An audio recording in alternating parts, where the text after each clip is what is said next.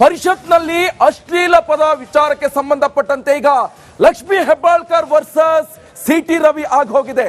ಇದು ಕೊಲೆಗಡುಕ ವಾರ್. ಲಕ್ಷ್ಮೀ ಹೆಬ್ಬಾಳ್ಕರ್ಗೆ ಅಶ್ಲೀಲ ಪದ ಬಳಸಿದ್ರು ಹಾಗಾದ್ರೆ city Ravi. BJP MLC city Ravi ವಿರುದ್ಧ ಈಗ ಲಕ್ಷ್ಮೀ ಹೆಬ್ಬಾಳ್ಕರ್ ಗಂಭೀರ ಆರೋಪವನ್ನ ಮಾಡ್ತಾ ಇದ್ದಾರೆ. ಒಂದಲ್ಲ ಎರಡಲ್ಲ 10 ಬಾರಿ ಅಶ್ಲೀಲ ಪದವನ್ನ ಬಳಕೆ ಮಾಡಿದ್ದಾರೆ ಎನ್ನುವಂತ ಗಂಭೀರ ಆರೋಪ.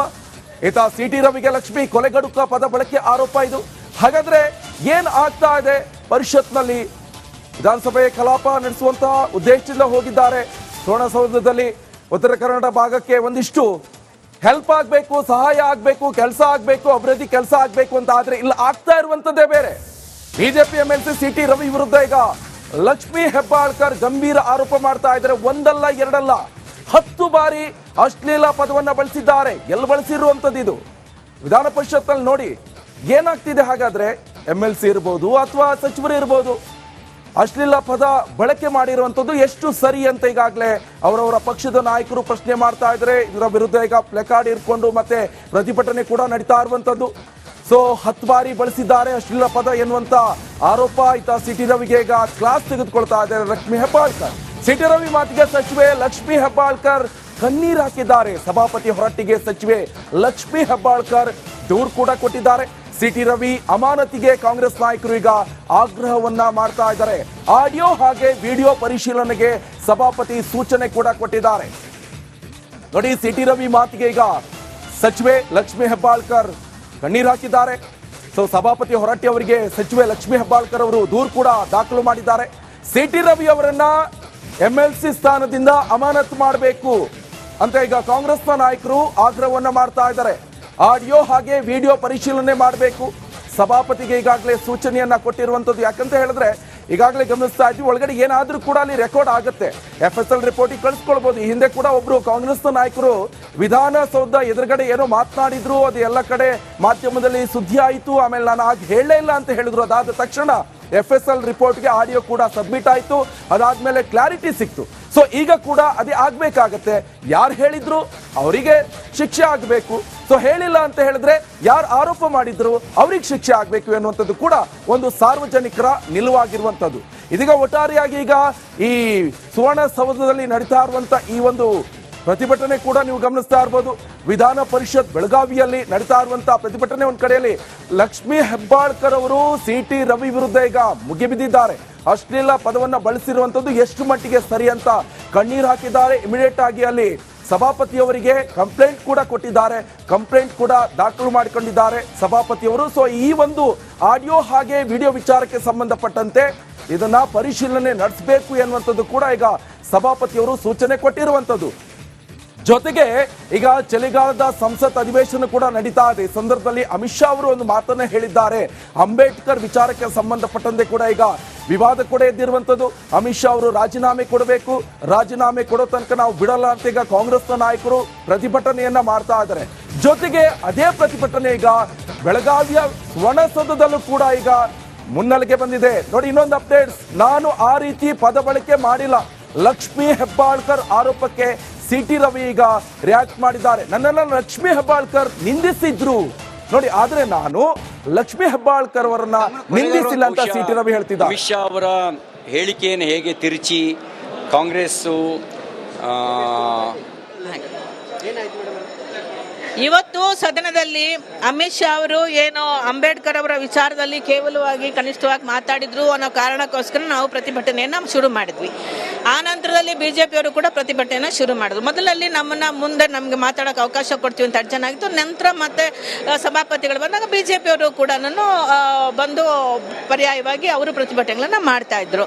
ಆ ನಂತರದಲ್ಲಿ ಮತ್ತೆ ಸಭಾಪತಿಗಳು ಅರ್ಜನ್ ಮಾಡಿ ಹೋದ ನಂತರದಲ್ಲಿ ಒಂದು 10 ನಿಮಿಷದ ಮುಂದೆ ಹಾಕಿ ಹೋದ ನಂತರದಲ್ಲಿ ನಾವುಗಳು ಕೆಲವರು, ನಾನು ಮತ್ತೆ ನಮ್ಮ ತಿಮ್ಮಾಪುರವರು ನಮ್ಮ ಬಾಗಲಕೋಟೆ ಜಿಲ್ಲೆದ ಏನೋ ಮಾತಾಡ್ತಿದ್ವಿ, ಬೇರೆಯವರು ಬೇರೆ ಏನೋ ಮಾತಾಡ್ತಿದ್ರು. ಇವ್ರದ್ದು ಸಂಘರ್ಷ ಕಂಟಿನ್ಯೂ ಆಗಿದೆ. ಅಲ್ಲಿ ಕಂಟಿನ್ಯೂ ಆದಾಗ ಏನಾಗಿದೆ, ನಮ್ಮ ಕೆಲವು ಸದಸ್ಯರುಗಳು ಅದನ್ನು ನೋಡಿದ್ದಾರೆ ಮತ್ತು ಕೇಳಿದ್ದಾರೆ ಅವರ ಮಾತುಗಳನ್ನು.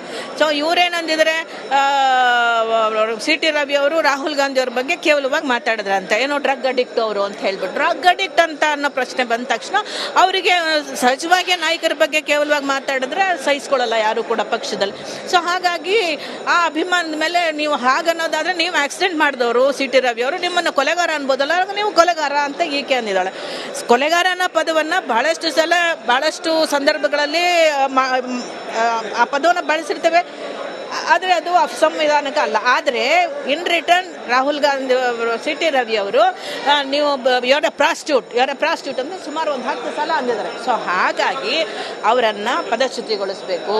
ಇಂಥ ಒಂದು ಘನತೆಹೀನವಾದಂಥ ನಡವಳಿಕೆಯನ್ನು ಈ ಸದನದಲ್ಲಿ ಮಹಿಳೆಯರ ಮೇಲೆ ಮಾಡಿರ್ತಕ್ಕಂಥದ್ದನ್ನು ನಾವುಗಳು ಖಂಡಿಸಿದ್ದೇವೆ. ಅಲ್ಲ, ಈಗ ಹೋಗಿ ಇಷ್ಟೊತ್ತು ಏನು ಮಾಡ್ತಾ ಇದ್ದೆ ಬಸವರಾಜ್ ಹೊರಟ್ಟಿ ಅವ್ರಿಗೆ ನಾವೆಲ್ಲರೂ ಕೂಡ್ಕೊಂಡೇ ನಾವು ಹೇಳಿದ್ದು. ಇಟ್ ಈಸ್ ಅವರಲ್ಲಿ ಕಂಪ್ಲೇಂಟ್ ಮಾಡಿದ್ದೇವೆ. ಈಗ ಸಿದ್ಧಾಂತದ ಬಗ್ಗೆ ಮಾತಾಡ್ತಾರೆ ಬಿಜೆಪಿ ಅವರು, ಈ ರೀತಿ ಕೆಟ್ಟ ಪದಗಳನ್ನ ಬಳಸಿದ್ರೆ ಎಷ್ಟು ಸರಿ ಅಂತ ಈಗ ನಾನು ಹೇಳ್ತಾ ಇಲ್ಲನಪ್ಪ, ನಾವು ಖಂಡಿಸಿದ್ದೇವೆ, ಸರಿಯಲ್ಲ. ಯಾವುದೇ ಹೆಣ್ಮಗಳಾದರೂ ಕೂಡ ಅಂತ ಪದ ಬಳಕೆ ಮಾಡಬಾರ್ದು. ಒಬ್ಬ ಮಂತ್ರಿಗೆ ಹೀಗಾದ್ರೆ ಸಾಮಾನ್ಯ ಹೆಣ್ಮಕ್ಳಿಗೆ ಹೇಗೆ ಮಾಡ್ತಾರೆ ಅವರು? ಇದೆಲ್ಲ ಪ್ರಶ್ನೆಗಳು ನಮ್ಮ ಮುಂದೆ ಇರುವಂಥದ್ದು. ಇದಿಷ್ಟು ಏನು ಉಮಾಶ್ರೀ ಅವರ ಮಾತಾಗಿರುವಂಥದ್ದು. ಕ್ಯಾಮರಾ ಪರ್ಸನ್ ಶಿವಾನಂದ್ ಜೊತೆ ಮಹಿಳಾ ರಿಪಬ್ಲಿಕ್ ಕನ್ನಡ ಬೆಳಗಾವಿ. ಪರಿಷತ್ನಲ್ಲಿ ಅಶ್ಲೀಲ ಪದ ವಿಚಾರಕ್ಕೆ ಸಂಬಂಧಪಟ್ಟಂತೆ ಈಗ Lakshmi Hebbalkar versus C T Ravi ಆಗೋಗಿದೆ.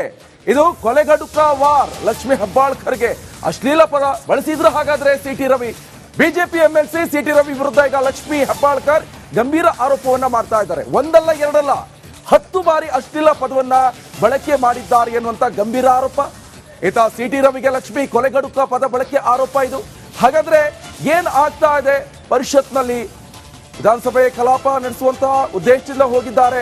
ಸುವರ್ಣಸೌಧದಲ್ಲಿ ಉತ್ತರ ಕನ್ನಡ ಭಾಗಕ್ಕೆ ಒಂದಿಷ್ಟು ಹೆಲ್ಪ್ ಆಗಬೇಕು, ಸಹಾಯ ಆಗಬೇಕು, ಕೆಲಸ ಆಗಬೇಕು, ಅಭಿವೃದ್ಧಿ ಕೆಲಸ ಆಗಬೇಕು ಅಂತ. ಆದ್ರೆ ಇಲ್ಲ, ಆಗ್ತಾ ಇರುವಂತದ್ದೇ ಬೇರೆ. BJP MLC C T Ravi ವಿರುದ್ಧ ಈಗ ಲಕ್ಷ್ಮಿ ಹೆಬ್ಬಾಳ್ಕರ್ ಗಂಭೀರ ಆರೋಪ ಮಾಡ್ತಾ ಇದ್ದಾರೆ. ಒಂದಲ್ಲ ಎರಡಲ್ಲ 10 ಬಾರಿ ಅಶ್ಲೀಲ ಪದವನ್ನ ಬಳಸಿದ್ದಾರೆ. ಎಲ್ಲಿ ಬಳಸಿರುವಂತದ್ದು ಇದು? ವಿಧಾನ ಪರಿಷತ್ನಲ್ಲಿ ನೋಡಿ ಏನಾಗ್ತಿದೆ. ಹಾಗಾದ್ರೆ ಎಂಎಲ್ಸಿ ಇರ್ಬೋದು ಅಥವಾ ಸಚಿವರು ಇರ್ಬೋದು, ಅಶ್ಲೀಲ ಪದ ಬಳಕೆ ಮಾಡಿರುವಂಥದ್ದು ಎಷ್ಟು ಸರಿ ಅಂತ ಈಗಾಗಲೇ ಅವರವರ ಪಕ್ಷದ ನಾಯಕರು ಪ್ರಶ್ನೆ ಮಾಡ್ತಾ ಇದ್ದಾರೆ. ಇದರ ವಿರುದ್ಧ ಈಗ ಪ್ಲೆಕಾರ್ಡ್ ಇಟ್ಕೊಂಡು ಮತ್ತೆ ಪ್ರತಿಭಟನೆ ಕೂಡ ನಡೀತಾ ಇರುವಂಥದ್ದು. ಸೊ 10 ಬಾರಿ ಬಳಸಿದ್ದಾರೆ ಅಶ್ಲೀಲ ಪದ ಎನ್ನುವಂತ ಆರೋಪ. ಈತ ಸಿ ಟಿ ರವಿಗೆ ಈಗ ಕ್ಲಾಸ್ ತೆಗೆದುಕೊಳ್ತಾ ಇದ್ದಾರೆ ಲಕ್ಷ್ಮಿ ಹೆಬ್ಬಾಳ್ಕರ್. ಸಿ ಟಿ ರವಿ ಮಾತಿಗೆ ಸಚಿವೆ ಲಕ್ಷ್ಮಿ ಹೆಬ್ಬಾಳ್ಕರ್ ಕಣ್ಣೀರು ಹಾಕಿದ್ದಾರೆ. ಸಭಾಪತಿ ಹೊರಟ್ಟಿಗೆ ಸಚಿವೆ ಲಕ್ಷ್ಮಿ ಹೆಬ್ಬಾಳ್ಕರ್ ದೂರು ಕೂಡ ಕೊಟ್ಟಿದ್ದಾರೆ. ಸಿ ಟಿ ರವಿ ಅಮಾನತಿಗೆ ಕಾಂಗ್ರೆಸ್ ನಾಯಕರು ಈಗ ಆಗ್ರಹವನ್ನ ಮಾಡ್ತಾ ಇದ್ದಾರೆ. ಆಡಿಯೋ ಹಾಗೆ ವಿಡಿಯೋ ಪರಿಶೀಲನೆಗೆ ಸಭಾಪತಿ ಸೂಚನೆ ಕೂಡ ಕೊಟ್ಟಿದ್ದಾರೆ. ನೋಡಿ, ಸಿ ಟಿ ರವಿ ಮಾತಿಗೆ ಈಗ ಸಚಿವೆ ಲಕ್ಷ್ಮಿ ಹೆಬ್ಬಾಳ್ಕರ್ ಕಣ್ಣೀರು ಹಾಕಿದ್ದಾರೆ. ಸೊ ಸಭಾಪತಿ ಹೊರಟ್ಟಿ ಅವರಿಗೆ ಸಚಿವೆ ಲಕ್ಷ್ಮಿ ಹೆಬ್ಬಾಳ್ಕರ್ ಅವರು ದೂರು ಕೂಡ ದಾಖಲು ಮಾಡಿದ್ದಾರೆ. ಸಿ ಟಿ ರವಿ ಅವರನ್ನ ಎಂಎಲ್ಸಿ ಸ್ಥಾನದಿಂದ ಅಮಾನತು ಮಾಡಬೇಕು ಅಂತ ಈಗ ಕಾಂಗ್ರೆಸ್ನ ನಾಯಕರು ಆಗ್ರಹವನ್ನ ಮಾಡ್ತಾ ಇದ್ದಾರೆ. ಆಡಿಯೋ ಹಾಗೆ ವಿಡಿಯೋ ಪರಿಶೀಲನೆ ಮಾಡಬೇಕು. ಸಭಾಪತಿಗೆ ಈಗಾಗಲೇ ಸೂಚನೆಯನ್ನ ಕೊಟ್ಟಿರುವಂತದ್ದು. ಯಾಕಂತ ಹೇಳಿದ್ರೆ ಈಗಾಗಲೇ ಗಮನಿಸ್ತಾ ಇದ್ವಿ, ಒಳಗಡೆ ಏನಾದ್ರೂ ಕೂಡ ಅಲ್ಲಿ ರೆಕಾರ್ಡ್ ಆಗುತ್ತೆ. FSL ರಿಪೋರ್ಟಿಗೆ ಕಳಿಸ್ಕೊಳ್ಬಹುದು. ಈ ಹಿಂದೆ ಕೂಡ ಒಬ್ರು ಕಾಂಗ್ರೆಸ್ನ ನಾಯಕರು ವಿಧಾನಸೌಧ ಎದುರುಗಡೆ ಏನೋ ಮಾತನಾಡಿದ್ರು, ಅದು ಎಲ್ಲ ಕಡೆ ಮಾಧ್ಯಮದಲ್ಲಿ ಸುದ್ದಿ ಆಯಿತು. ಆಮೇಲೆ ನಾನು ಆಗ ಹೇಳಲೇ ಇಲ್ಲ ಅಂತ ಹೇಳಿದ್ರು. ಅದಾದ ತಕ್ಷಣ FSL ರಿಪೋರ್ಟ್ಗೆ ಆಡಿಯೋ ಕೂಡ ಸಬ್ಮಿಟ್ ಆಯಿತು. ಅದಾದ್ಮೇಲೆ ಕ್ಲಾರಿಟಿ ಸಿಕ್ತು. ಸೊ ಈಗ ಕೂಡ ಅದೇ ಆಗ್ಬೇಕಾಗತ್ತೆ. ಯಾರು ಹೇಳಿದ್ರು ಅವರಿಗೆ ಶಿಕ್ಷೆ ಆಗಬೇಕು. ಸೊ ಹೇಳಿಲ್ಲ ಅಂತ ಹೇಳಿದ್ರೆ ಯಾರು ಆರೋಪ ಮಾಡಿದ್ರು ಅವ್ರಿಗೆ ಶಿಕ್ಷೆ ಆಗಬೇಕು ಎನ್ನುವಂಥದ್ದು ಕೂಡ ಒಂದು ಸಾರ್ವಜನಿಕರ ನಿಲುವಾಗಿರುವಂಥದ್ದು. ಇದೀಗ ಒಟ್ಟಾರೆಯಾಗಿ ಈಗ ಈ ಸುವರ್ಣಸೌಧದಲ್ಲಿ ನಡೀತಾ ಇರುವಂತ ಈ ಒಂದು ಪ್ರತಿಭಟನೆ ಕೂಡ ನೀವು ಗಮನಿಸ್ತಾ ಇರ್ಬೋದು. ವಿಧಾನ ಪರಿಷತ್ ಬೆಳಗಾವಿಯಲ್ಲಿ ನಡೀತಾ ಇರುವಂತಹ ಪ್ರತಿಭಟನೆ ಒಂದ್ ಕಡೆಯಲ್ಲಿ ಲಕ್ಷ್ಮಿ ಹೆಬ್ಬಾಳ್ಕರ್ ಅವರು ಸಿ ಟಿ ರವಿ ವಿರುದ್ಧ ಈಗ ಮುಗಿಬಿದ್ದಿದ್ದಾರೆ. ಅಶ್ಲೀಲ ಪದವನ್ನ ಬಳಸಿರುವಂತದ್ದು ಎಷ್ಟು ಮಟ್ಟಿಗೆ ಸರಿ ಅಂತ ಕಣ್ಣೀರು ಹಾಕಿದ್ದಾರೆ. ಇಮಿಡಿಯೇಟ್ ಆಗಿ ಅಲ್ಲಿ ಸಭಾಪತಿಯವರಿಗೆ ಕಂಪ್ಲೇಂಟ್ ಕೂಡ ಕೊಟ್ಟಿದ್ದಾರೆ. ಕಂಪ್ಲೇಂಟ್ ಕೂಡ ದಾಖಲು ಮಾಡಿಕೊಂಡಿದ್ದಾರೆ ಸಭಾಪತಿಯವರು. ಸೊ ಈ ಒಂದು ಆಡಿಯೋ ಹಾಗೆ ವಿಡಿಯೋ ವಿಚಾರಕ್ಕೆ ಸಂಬಂಧಪಟ್ಟಂತೆ ಇದನ್ನ ಪರಿಶೀಲನೆ ನಡೆಸಬೇಕು ಎನ್ನುವಂಥದ್ದು ಕೂಡ ಈಗ ಸಭಾಪತಿಯವರು ಸೂಚನೆ ಕೊಟ್ಟಿರುವಂಥದ್ದು.